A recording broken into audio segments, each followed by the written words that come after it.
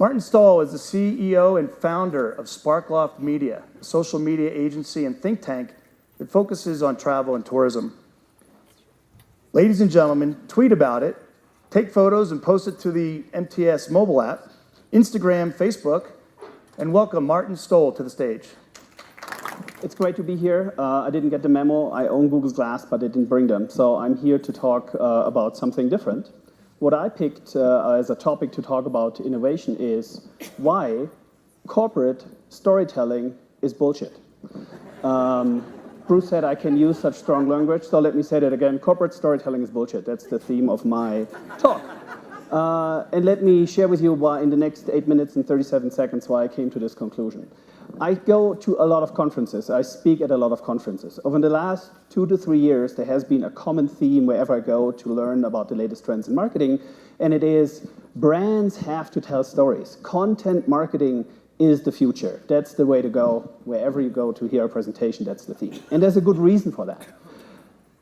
An example is how we watch television today. So when you sit in front of the TV and you watch sports news or you watch business news, we are bombarded with information. You sit there, you have the news anchor, there's a sidebar that tells you what's coming up, there's the ticker underneath that tells you what's all the stuff you're missing out on, and you sit on the couch, you have your iPhone in one hand where you're WhatsApping with your friends and the tablet in the other hand where you are pinning stuff how you want to remodel your house.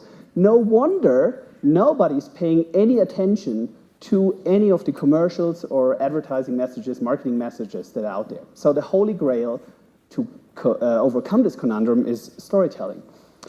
When you think back a couple of 10,000 years, when we were sitting in a cave and we could not watch cavemen idle, we used storytelling to tell each other about the mammoth we killed in the day, and storytelling was the main means of communicating, passing on knowledge. And if you have a good story, and that's why all us marketers think this is the solution, if you have a good story, the audience will be mesmerized, glued to your lips, and pay attention, and there is no blocking out or being on your phone and so on. So in theory, great concept. In reality, there are 2 problems with this. The first problem is that these stories that you create compete with a lot of other stories, not only by many, many other brands who are pouring tons of marketing dollars into creating also great stories, but also with stories that consumers and normal people tell, who now, because they have fabulous digital devices built by unnamed companies, makes us all storytellers. So we can Instagram, Facebook, tweet, all that stuff, which we could not do in the past. And the reality is people are much likely to hear and enjoy content that's generated by their friends than by some corporation. So that's the first problem with storytelling. The second problem is what makes a good story. A good story has a good guy and a bad guy, and they struggle. And few brands really want to go and have this struggle close to their brand where it's not sure how the story is going to end. Brands want to play it safe. So I would argue that most brands who say they're telling stories are just doing that because it plays well with their board. They're not really telling a good story. So what's the solution to this? So I want to encourage you, instead of thinking about being storytellers, to think about being story instigators. So what's a story instigator? A story instigator is somebody, instead of telling the story themselves, goes and pokes somebody else at the right moment to tell a story, ideally about something that you want the story to be told about. So because you instigate at the right moment, you have control over, to some extent, what this story is going to be like. I'll give you one example. This is a sign in Amsterdam. Has anybody seen that sign? So, some of you. So this is a ginormous sign in Amsterdam. That's the Amsterdam Tourist Board brand message that says, "I'm Amsterdam," and it stands in front of the Rijksmuseum on a big green meadow.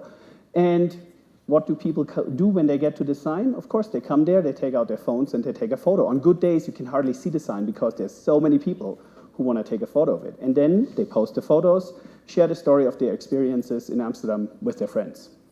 So you might say now, okay, get the point, but that's not really a story, that's just sharing a photo. So what do you have to do to get a story being told? So here's what I think. I'm not originally from the United States. When I moved here, I wanted to improve my English, so I had the fantastic idea to take Improv Theater lessons. It did nothing for my English, but, as you can tell, but I learned a thing or two about Improv Theater. And one of the concepts of Improv Theater is that you make somebody else an offer. So In improv, everything is made up, so I could go and say, Bruce, why did you bring a mountain goat to these cruise ships? And I make him an offer, give him the opportunity to tell a story and run with it. And it's a very different story if I choose to say, why did you bring this pit bull to this cave here? The story's going to go in a different direction. So I think brands need to think about this concept from improv theater and say, what are you as marketers, what are you doing to making your customers an offer to instigate and get them to tell a story for you? I found one great example of something, I will say, that is very good at making offers and instigating stories. Has anybody seen this pattern? You might say now, oh, that's exactly what your socks look like, right? So, true, my socks, also my shirt, are the pattern of the carpet at the Portland International Airport. You might say, now, what does this have to do with making an offer and storytelling? So, I learned about this, the importance of the Portland Airport carpet about 3 years ago when I talked at the office with a colleague about what does home mean. And she said, she's from Portland, she said, home for me is when I come to the airport, I'm back from a trip, and I see the carpet. Carpet's 20 euros, really ugly. But she said, this carpet is home for me. And apparently she was not the only one feeling this way, because there's somebody who invented an Instagram account, a Twitter account, and a Facebook account for this carpet. And in Portland, it has become this meme that when you go to the airport to fly out or you come back from a trip, you take a photo of your feet on the carpet. There's about 5,000 photos on Instagram with the hashtag PDX Carpet. If you have not seen it, I highly recommend that you have a look at it. It is phenomenal. It's phenomenal. And you now can buy all kinds of gear in these colors. But what's interesting about this from making an offer perspective is when you post a photo of your shoes, the carpet will retweet or re-Instagram your photo and will comment on it. The carpet has gotten a little bit picky, I must say, because there's so many photos. But here's an example where somebody took a photo and the carpet goes and says, hey, this user really likes some Oregon. Are you a native? Who's a native or who's a transplant? And immediately, this offer of starting a conversation, because for people, the Portland carpet is home, this starts a conversation about people saying, I miss Oregon, this carpet, when I'm going to see it next time, and so on. So the carpet makes an offer, instigates this conversation, and this is one perfect example of a very innocent example of how a story instigating and making an offer works. And if you don't think, those of you who are in marketing, and especially in branding, that you cannot learn a thing or two from the carpet, I will show you one last slide. Ideally, in branding, you want really people to get behind your brand, tell your story. And look what the carpet has done. It has gotten people to brand themselves in the carpet's brand, quite literally, by getting tattoos.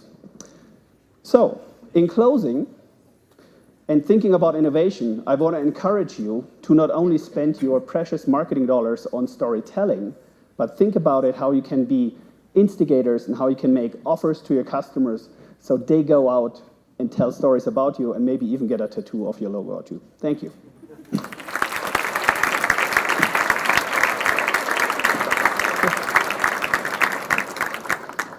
So here we are at Breckenridge. Breckenridge marketing people are out in the room, I'm sure. Kieran's out there. How does he become an instigator? What's the first best thing he can do? So it's funny that you mentioned Breckenridge, because I think Breckenridge is there 85% of the way. I don't know, those who were out and about in town have seen the little kiosks that they have where they have chalkboard and you can write down and say what's your Breckenridge story or Breckenridge moment. The only thing for me that's why it's just a tiny bit missing is it's instigating the story and it's making an offer to get your story told, but it's not making it possible to blast that story out to all my friends. So where the circle is missing, in my opinion, is making it more digital. Although I know they probably had a launch campaign around. So change it. What would you do? I probably make the experience of more interactive. Spend more money on building a kiosk that tweets it out right away. Okay, great. Thank you, Martin. Yeah, thank you.